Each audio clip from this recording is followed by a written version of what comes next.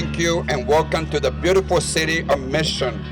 The citizens of Mission, the mayor, the council, and all of the staff, we want to thank you for taking your time and for working very hard to put this together.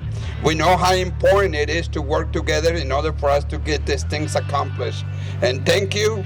God bless you. And I now want to read the proclamation for Relay for Life for 2016 proclamation.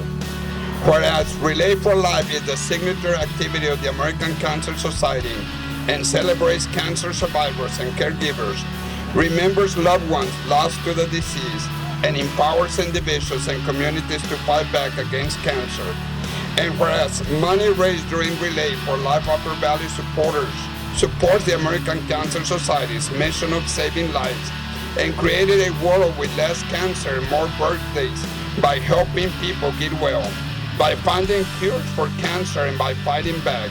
And whereas Relay for Life helped fund more than $150 million in cancer research last year, now, therefore, be it resolved that I, Ruben Plata, Councilman of City of Mission, do hereby proclaim April 2nd, 2016 as Relay for Life Day in Mission, Texas, witnessed by hand and seal of the City of Mission the second day of April 2016. Thank you. God bless you.